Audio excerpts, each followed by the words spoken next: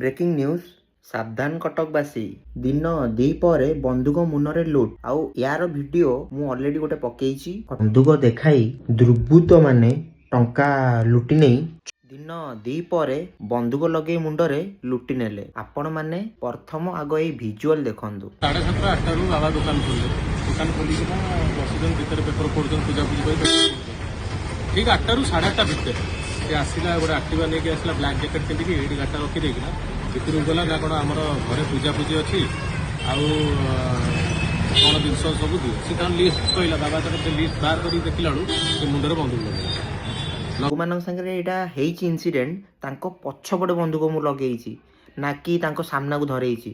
ତ କେତେଟା ଲୋକ ଏମିତି ଅଛନ୍ତି ଯେ ସିଏ ଓଲଟା ଭାବୁଛନ୍ତି। ତାଙ୍କର ପ୍ରିୟଜନକ ଆଉ ତାଙ୍କର ଜଣେ ସାଙ୍ଗ ମୋତେ ପର୍ସନାଲି ମେସେଜ୍ କଲେ ଯେ ଭାଇ ଆଉ ଏଇ ଭିଡ଼ିଓ ଆପଣ ନା କିଛି କହିନାହାନ୍ତି, କିନ୍ତୁ ଯୋଉଠୁ ଗୋଟେ ଫଟୋ ଦେଖେଇଛନ୍ତି ତ ଲୋକମାନେ ଓଲଟା ଭାବୁଛନ୍ତି। କିନ୍ତୁ ମୁଁ ତ ଭିଡ଼ିଓରେ କିଛି ଓଲଟା କହିନି। ଫଟୋରେ ଏଇଟା ବନ୍ଧୁକଟା ପଛପଟେ ଏଥିପାଇଁ ଦେଖେଇଛି ଯେ ତାଙ୍କ ସାଙ୍ଗେ ସେଇ ଇନସିଡେଣ୍ଟଟା ଘଟିଛି ବୋଲି, ନା କି ସିଏ ସେଇ ଘଟଣାର ସିଏ ମୁଖ୍ୟ କାରଣ। ଏଇଟା ସେମିତି ଭାବନ୍ତୁନି।